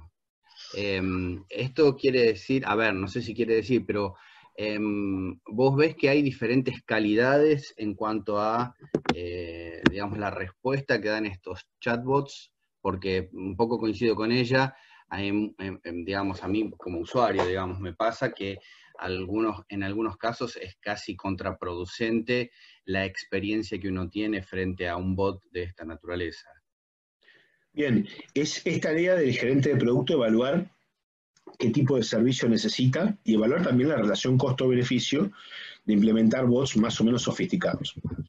En tiempos de pandemia, donde la venta se vuelve un poco más agresiva y los recursos son un poco más escasos, es lógico empezar a ver que, como vos decís, Néstor, haya muchas marcas que se estén dando los primeros golpes contra la pared con bots menos inteligentes, con implementaciones más rústicas, que no satisfacen por completo la necesidad de los clientes. Muchas veces es un paso necesario para llegar, digamos, el concepto del Lean Startup, que tanto tenemos todos incorporados, de MVP, de ir de a poco, ¿no?, de ir probando las distintas cosas. A mí me animaría a decir que es mejor empezar con algo que con nada. Si la experiencia es muy, muy negativa, bueno, retirarlo, mejorarlo y después volverlo a subir.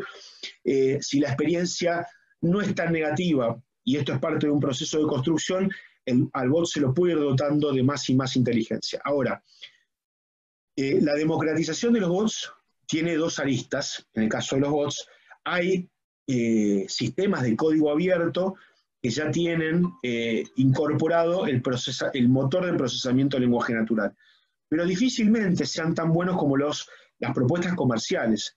Las propuestas comerciales no son muy caras porque cobran por interacción. O sea, la herramienta, yo les recomiendo que investiguen Dialogflow de Google. Si yo tuviera que procesar imágenes, el primero que se me viene a la cabeza es Facebook, porque es la empresa que más imágenes tiene en su diccionario, en su base de datos, y como los datos son el nuevo petróleo, como lo dije al principio, digamos, yo voy a confiar en modelos predictivos que tienen más datos para ser entrenados. En el caso de Google, que tiene indexado el conocimiento del universo, exagerándolo un poco y poniéndole un poco de color, yo confiaría mucho más en cualquier algoritmo de procesamiento de lenguaje natural de Google que de cualquier otra compañía, o eventualmente hay 4 grandes compañías en todo lo que es IA, y como el procesamiento de lenguaje natural es algo muy particular, yo eso sí lo manejaría a través de un API, de una compañía como Amazon, que tiene su producto Lex, IBM de Watson, Facebook o Google. En ese caso, la capa de comprensión, o sea, voy a ir una diapositiva para atrás. Esta capa, que es la capa de procesamiento del lenguaje natural, yo la manejaría con alguna de las herramientas existentes. Después tenemos, por otro lado, los canales de conversación. Puede ser que la misma solución incorpore integración con distintos canales, y después tenemos la base de conocimientos, que es nuestra, y la base de historia, que también es nuestra. Pero esta parte que hace a la inteligencia, no sé quién hacía la pregunta, es definitivamente quien va a determinar el tipo de robot que te va a estar atendiendo. Esa pregunta era de Denise. Y tengo otra pregunta de Gabriel Russo, que nos dice, o que te pregunta, en un negocio B2B con pocas instancias de ventas anuales, 2.000 leads por año y unas 200 ventas, ¿es posible aplicar algo que dependa tanto de la estadística? Bueno, con 200 ventas y 2.000 leads, digamos, tenés la posibilidad de hacer un modelo de scoring que por ahí te permita elegir qué leads atacar primero. Eventualmente, hasta si vos podés, algo que se suele hacer es generar un modelo de scoring que mida, por un lado, la propensión a la venta, o sea, la probabilidad de que haya un cierre real por distintas variables que hay que analizar que vos tengas en tu base de datos, y por otro lado, el ticket, la posibilidad de volumen de negocio. No es lo mismo un negocio chiquito que un negocio más grande en un B2B, y un negocio grande te puede hacer el año en la facturación, y puede ser equivalente a 20 negocios chiquititos. Entonces, yo te recomendaría hacer una matriz de doble entrada, donde una de las variables de entrada sea la propensión a compra, clasificándola en alta, media o baja, y la segunda, el volumen posible de negocio en chico y grande. Y eso ya a vos te va a permitir priorizar las decisiones y, en definitiva, adelantar tu flujo de caja. Venderle a los más grandes primero y con esa espalda después atacar a los más chicos. Y en todo caso, una segunda etapa será ver qué otras propuestas de negocio tenés que construir para que en vez de tener 2.000 leads, tengas 6.000 leads que puedan llegar a comprar tu producto. Acá hablamos de marketing e inteligencia artificial. Y me gusta reforzar este concepto. La inteligencia artificial sin un modelo de negocios es matemática pura.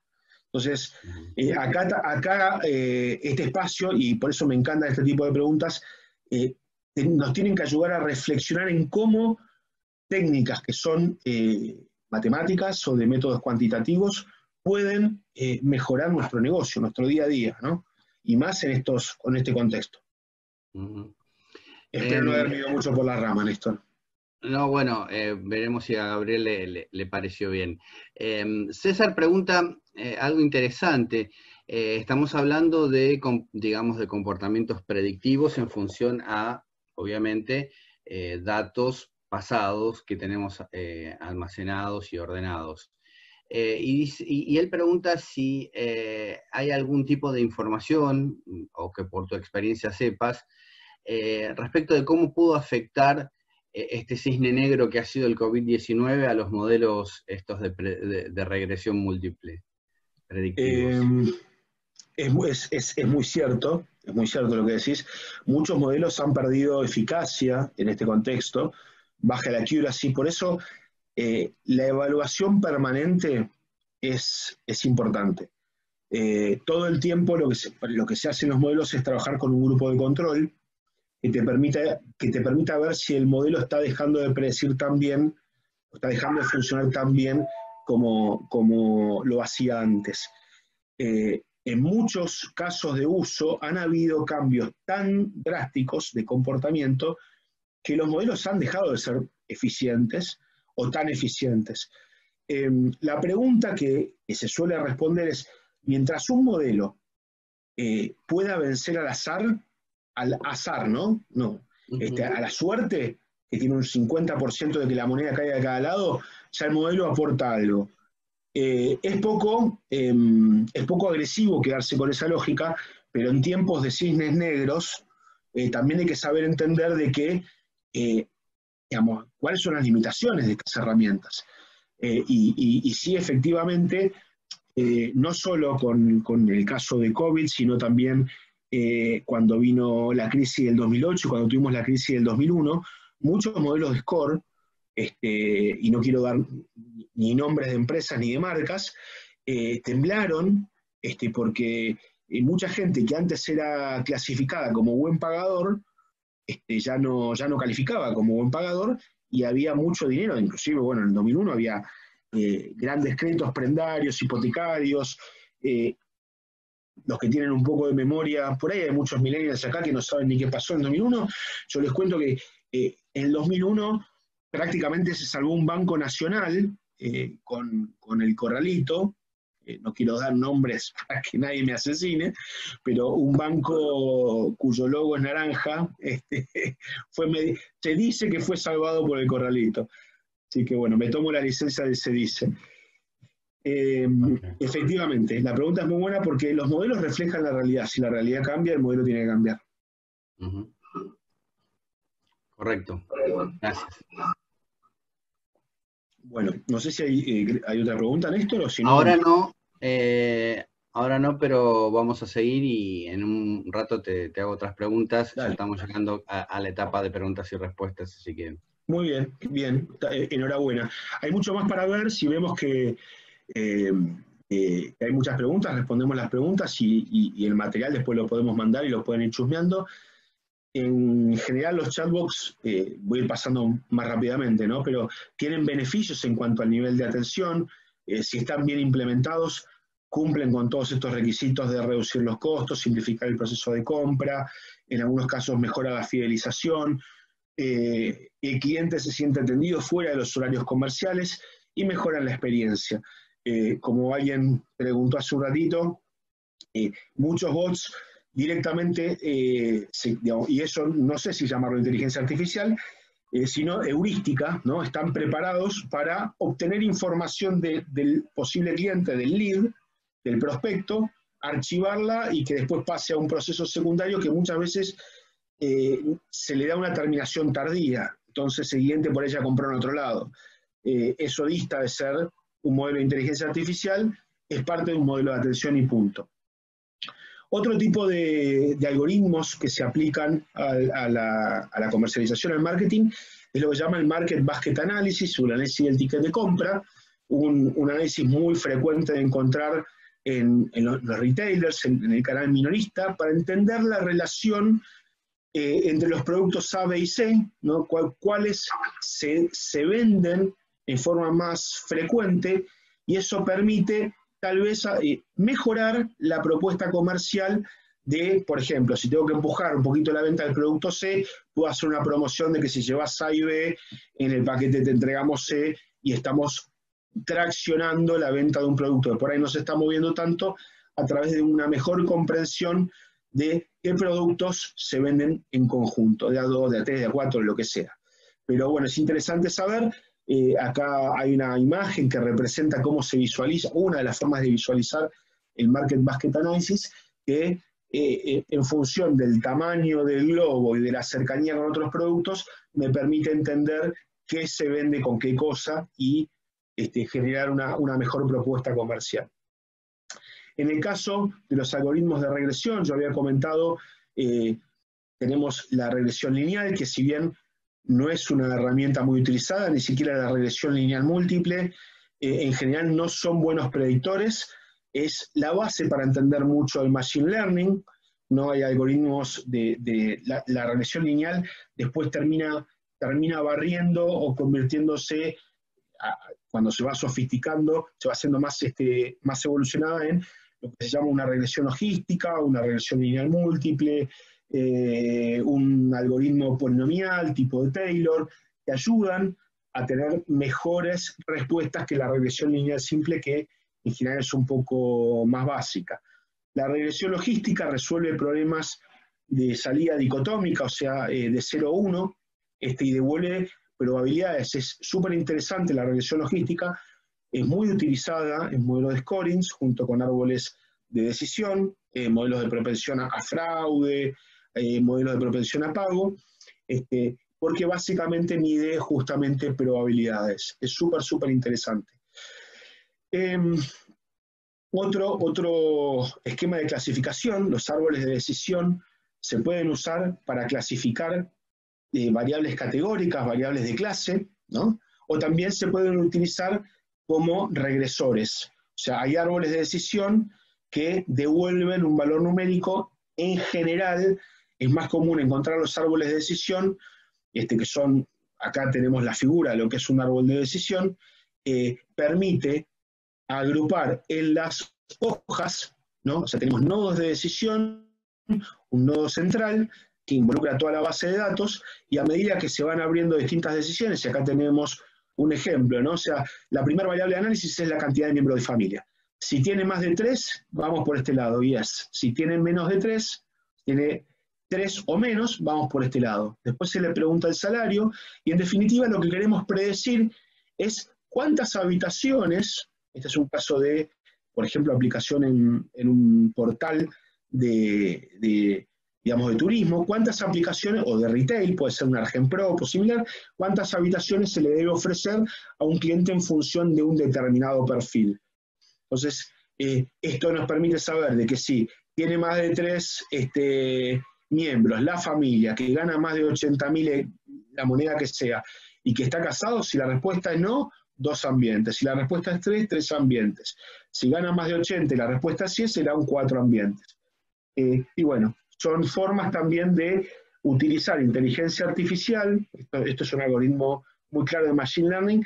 Es uno de los más usados también por su facilidad de aplicación y porque generalmente se usa como punto de partida. Muchas veces los científicos de datos hacen una primera aproximación con este tipo de modelo y a partir de ahí buscan superar la evaluación, el accuracy, disminuir el error, mejorar la estabilidad del modelo frente a un punto de partida que no requiere mucho esfuerzo de preparación de datos.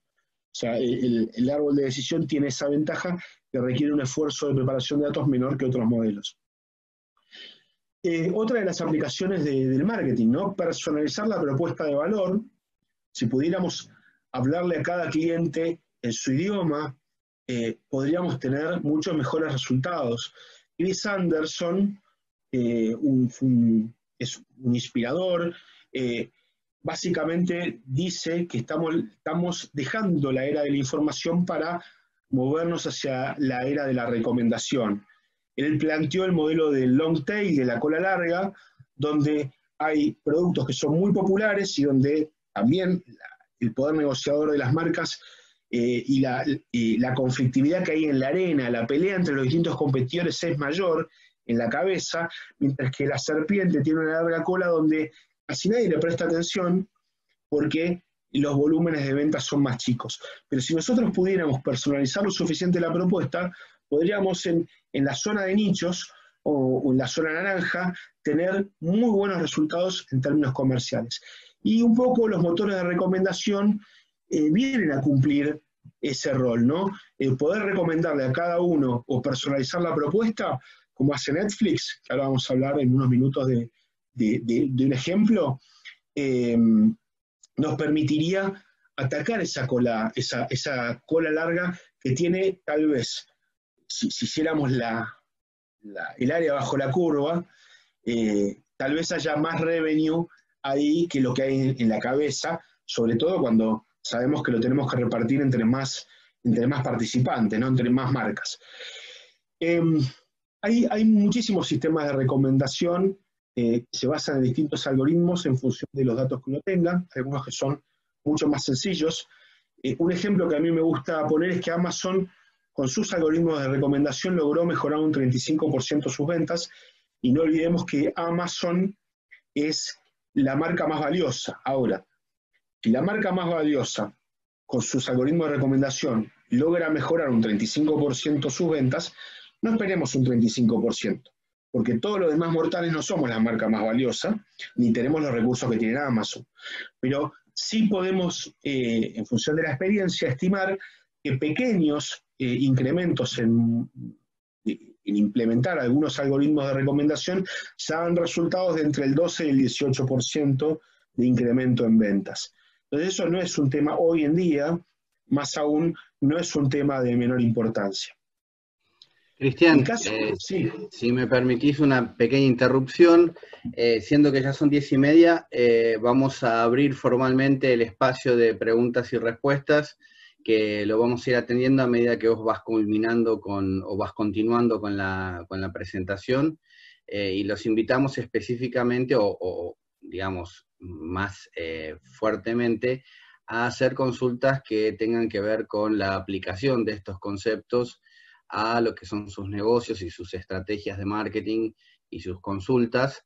Recuerden que nosotros nos propusimos responder no solamente a lo que pueda llegar a ser el beneficio para grandes empresas, sino también para startups y pymes, así que si ustedes tienen consultas al respecto, más de tipo operativas o de cómo aplicarlos o de si se podría hacer a instancias de ideas que tengan, los invitamos especialmente a entonces hacer ese tipo de consultas. Hemos tenido unas cuantas consultas más de tipo técnico sobre cómo operan los modelos, pero quizás estén ustedes más interesados en cuestiones operativas y que tengan que ver con, de nuevo, dudas, comentarios, sugerencias, ideas que tengan para sus negocios, y entonces la idea con Cristian es de que podamos respondérselas, ¿no es cierto, Cristian? Así es, Néstor. Por ahí a veces ponemos ejemplos inspiracionales, ejemplos que a veces sean difíciles de alcanzar, con el objetivo de eso, ¿no? De estimular un poco el pensamiento lateral, de pensar si alguien grande hizo esto, yo por ahí podría hacer algo parecido, sin llegar a tanto. Por eso pongo el ejemplo de Amazon logra un 35%. ¿Somos Amazon? No somos Amazon. Esperemos menos y hagamos algo chiquitito y probemos. De eso se trata en los conceptos que venimos virtiendo o que se vienen desarrollando en los últimos años de Lean Startup, de salir ligero, salir liviano, salir con un MVP. Como el tiempo es tirano, yo voy a ir avanzando para que vayan quedando algunos conceptos claros, por ahí avanzo más rápidamente en algunos que otros. Cristian, ¿te puedo hacer una pregunta Claro. respecto de esto último que acabas de mencionar? Vos decís, bueno, no somos Amazon, no esperemos el 35%, pero sí de pronto desde tu experiencia hablaste un 18, un 20% eventualmente de incremento en cuanto a los negocios. Desde tu experiencia, el costo de implementación de formas de inteligencia artificial aplicadas al negocio, al marketing en particular, digamos, ¿qué nivel de costo tiene? O sea, a ver, estoy repitiéndome, pero digamos, ¿qué nivel de impacto económico tienen respecto de lo que pueden ser los beneficios que traería la solución? ¿Hay algún tipo de Sí, estimación? sí, Obviamente dependerá digamos, del negocio, pero... un proyecto de inteligencia artificial chico arranca en unos 50.000 pesos, pero algo pequeño, y yo sí haría algunas recomendaciones también, o sea, a ver, los proyectos complejos de inteligencia artificial seguramente están en varios, de 7 dígitos, ¿no? Pero yo digo que con un monto de una inversión chica inicial ya uno puede comprometer o lograr algunos resultados. Eh, Algo que probablemente yo te sugiera a vos como posible interesado en esto, es cuanto mejor le lleves a tu analista de datos la información aglomerada, menos tiempo va a tener que perder en hacer tareas operativas. Entonces, si vos le pasás el problema por completo, el proyecto crece. Entonces, a la hora de tener en cuenta los costos, está muy buena la pregunta de decir, mira, si yo a vos como agencia de marketing no te doy ninguna pauta, no te doy un brief y tu trabajo va a ser mayor porque vas a tener que hacer un trabajo previo de entendimiento que de otra manera te ahorrarías. Entonces, bueno, sí mi recomendación es, si los datos son el nuevo petróleo y yo puedo tener datos ordenados y ya meterme en la estrategia de recolección de datos, le estoy evitando al proyecto de inteligencia artificial que ellos resuelvan ese tipo de problemáticas. A propósito de ello, tenemos una pregunta que la voy a combinar entre una que hizo Ile y otra que hizo Gabriel Russo. En una empresa que no tiene nada de esto, ¿no? Que típicamente puede llegar a ser en el caso de una pyme. Nada siquiera parecido a la inteligencia artificial, apenas un ERP, y que quiere comenzar con todo esto. ¿Qué capacitaciones recomendás para alguien interno para que pueda especializarse un poco y poder entonces sí tener esa capacidad que vos mencionás de llamar a los expertos en inteligencia artificial y saber qué pedirles, cómo hacer ese brief, etcétera? Ya, yo creo que con un pasante, o sea, si vos tenés a alguien con un poco de formación técnica y de base de datos, y algunos cursos, inclusive de los que son gratuitos en Coursera, en Udacity, se puede empezar. Esencialmente, me había propuesto no hablar de algoritmos, pero hay algunas herramientas que son de programación, como Python y R, son los dos lenguajes de programación más usados en procesamiento de ciencia de datos. Tenés que tener una idea de lo que es la manipulación y procesamiento de bases de datos, algo de programación para hacer Python, y si no tenés herramientas, que está muy buena la pregunta y las voy a mencionar porque me parece que también es parte de la democratización de la inteligencia artificial, como RapidMiner, es una herramienta que es gratuita, que te permite procesar, o sea, la versión gratuita tiene límites de procesamiento, pero te permite en una forma gráfica para aquellos que no saben programar, probar distintos tipos de algoritmos. Sí es necesario, y no puedo dejar de decirlo, que hagan algún tipo de curso sobre cómo trabajan los algoritmos, porque si no podemos estar haciendo un desastre. O sea, hay que saber un poco de los algoritmos y cuáles son las limitaciones que tienen y cómo hay que trabajar los datos. Hay algoritmos que requieren una normalización de variables, un tratamiento sobre los valores faltantes. Bueno, no me quiero poner muy técnico, pero sí saber que bueno, todo eso igual lo van a ver en los cursos que hay, gratuitos o pagos, inclusive los que son pagos son muy económicos, están en el orden de los $20-30. Acá Jerónimo también sugiere CNIM. O CNIME, Anime está hecho por una universidad alemana, sí, es muy bueno también Canime, tiene cursos gratuitos, sí, es una opción visual a RapidMiner. Perfecto. ¿Sabes qué? Una pregunta que me parece muy interesante que hace Oscar Suárez, bien específica de negocios, y pregunta cómo estos modelos pueden ayudar en situaciones como, por ejemplo, la actividad receptiva turística internacional, que no saben cuándo las fronteras pueden llegar a abrirse en este momento, ¿no? Dice que hoy usamos herramientas de inteligencia artificial para tomar los deseos de las personas a viajar, pero tenemos horizontes inciertos hacia las conversiones y en estas situaciones se complica establecer un flujo de caja. ¿Pueden ayudar estas herramientas en este contexto, en la industria turística? Yo creo que sí, todavía me cuesta ver el cómo.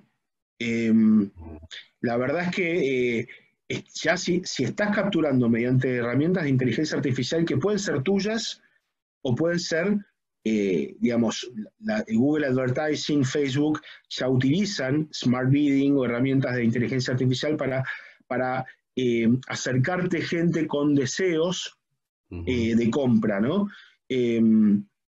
No sé si un modelo propio de inteligencia artificial, cuando digo propio es el ownership del modelo, el modelo está construido con tus datos, con tu realidad. Me cuesta imaginarme en este contexto, donde hay variables que son súper duras y que son totalmente exógenas, el modelo de inteligencia artificial te puede ayudar. Hoy en día lo veo difícil, ¿no? En general tiendo a pensar de que siempre hay una oportunidad para aplicar inteligencia artificial. Lamento no poder contestarte con más precisión porque la verdad que el entorno es muy incierto, hay muy poca información todavía al respecto. Gracias, Cristian. Entonces te dejamos continuar. Bien, en el caso de Netflix, los motores de recomendación, los que más se desarrollan y que aparte están combinados entre sí, tienen que ver con las recomendaciones que se hacen las películas con una propensión en función de tu comportamiento pasado, eso es historia, y el comportamiento de gente con características similares a las tuyas, eso es clustering. Entonces, la combinación de modelos hizo que Netflix pudiera mejorar la permanencia en minutos, la cantidad el engagement con las distintas series o películas que ofrece, y hasta utilizan algoritmos de inteligencia artificial para evaluar en función de la locación donde está un determinado usuario, darle la mejor experiencia en términos de calidad de streaming. Entonces, por ejemplo, si Netflix predice que en determinada zona tal película va a tener mayor propensión a ser vista, va a estar cacheada en servidores locales. Entonces esto es un uso técnico de la inteligencia artificial. En términos generales, bueno, aumentar la audiencia en cuanto a minutos consumidos, la frecuencia de inicio de sesión, que no deje de verse, hasta se han utilizado herramientas o motores de recomendación para generar personalización en las pantallas. Acá yo les pongo el caso de Stranger Things, según el clúster en el que caiga el cliente, se le va a mostrar, según la propensión que tenga, según el gusto que tenga, algo más agresivo con el uso de armas, alguien sangrando, algunas caras de sorpresa, dependiendo cuál sea el público objetivo, ¿no? Y cumpliendo con esa lógica de espejo que busca la promoción, ¿no? De yo verme reflejado en esa promoción. Con la misma lógica, dos propuestas de película, donde en las dos se ve El Padrino, dos usuarios van a ver portadas diferentes en función de sus preferencias, sus perfiles. La misma película, Riverdale, presentada como película de romance, es un thriller de romance. Bueno, si vos tenés más afinidad como consumidor a películas de romance, se te muestra dentro de una categoría de romance con una imagen de romance, mientras que la misma película, con el objeto de que haya mayor engagement, que haya un inicio de sesión y un clic, se lo presenta como un thriller, ¿no? Acá tenemos otros ejemplos de artworks, lo que llaman la portada, ¿no? De la película Good Will Hunting, ¿no? En el caso de una comedia o en el caso de romance, ¿no? O sea, presentamos distintas portadas y en términos generales una serie tiene 8.000 posibles portadas en promedio. Bueno, no todos somos Netflix dentro de lo que son motores de recomendación. En el caso, yo acá les puse un ejemplo muy sencillito. WooCommerce es una herramienta muy difundida de carrito de compra, de plataforma de venta online. Tiene un plugin, haces doble clic, sale, no sé si $50, y ya tenés, un pequeño sistemita que te recomienda en función de lo que va viendo históricamente eso va pasando. No nos olvidemos, keep it simple. A veces las soluciones no tienen que ser tan sofisticadas ni tan complicadas. Con pequeñas cosas podemos ayudar a una pyme, a una startup. Hay cosas en el mercado disponibles, usémosla. Canine, RapidMiner, Python, son todas herramientas gratuitas. Bueno, hay mucho más para ver. Yo les quiero contar que las redes neuronales, a través de lo que es Deep Learning, son las nuevas, en los últimos años han evolucionado muchísimo. Antes no se usaban tanto porque sobreajustaban un poco. Las redes neuronales están compuestas por capas de neuronas que permiten, en función de si se activan o no, si tienen 1 o 0, evaluar salidas numéricas o de clasificación. Dentro de las redes neuronales está el subsegmento, digamos, de lo que se conoce como Deep Learning. Deep Learning tiene más de 50, 60 familias de algoritmos de redes neuronales con distintas topologías. Acá yo les quiero contar que esto es una red convolucional, se usa mucho para lo que es visión de computadoras, y esta es una Boltzmann Machine, un tipo de red también de aprendizaje profundo que se usa para motores de recomendación. Solo contarles que existen, estas imágenes están capturadas del Asimov Institute. Ahí se pueden bajar un chart completo de las familias que hoy están reconocidas como redes neuronales de aplicación y de uso comercial, y hay muchas más que van saliendo. En todo lo que es visión de computadoras, tenemos la opción de, a través de estas redes neuronales convolucionales que yo les acabo de mostrar, identificar personas, hacer personas en imágenes, objetos en imágenes, caras en las personas, ponerles nombres y hasta hacer mapas de calor y evaluar antes de salir al mercado, como si fuera el famoso eye tracking, con la información de estudios pasados, poder ver dónde la gente en las pautas publicitarias va a poner el ojo. Y esto sale, el análisis de estas imágenes salen algunos dólares. Entonces, cuando no sabemos qué publicidad lanzar, qué comunicación va a tener mayor engagement, podemos darle a modelos preentrenados, que ya se vende inteligencia artificial como un servicio. O sea, esto ya está desarrollado, entonces no tengo que ponerme a desarrollar algo de cero. Conocer que esto existe nos permite generar mejores propuestas de comunicación, donde hoy en día, en estos tiempos de pandemia, la diferenciación se vuelve crítica. Y ya con esto estamos llegando al final. Los modelos predictivos muchas veces utilizan lo que se llama el conocimiento de masas, el wisdoms of crowds.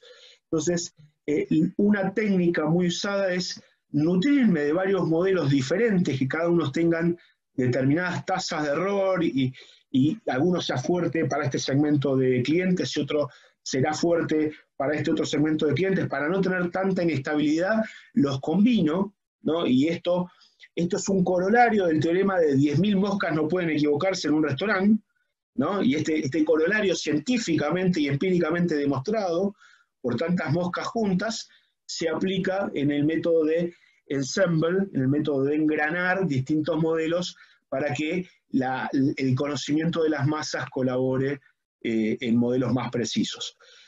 Y otra de las cosas que quisiera que se lleven hoy es que los modelos predictivos construyen valor entre ellos. El caso de Netflix era una aplicación donde si yo hago un clustering de un cliente y a cada uno de los clústeres le aplico distintos modelos predictivos, ya tengo dos niveles. Tengo el nivel del clúster, que ya cumple un rol predictivo, y al lado le voy poniendo a cada clúster distintos modelos que, por ejemplo, pueden analizar cuál es el producto que le puedo vender a cada clúster, y ahí es donde también se genera valor. Así que bueno. Cristian,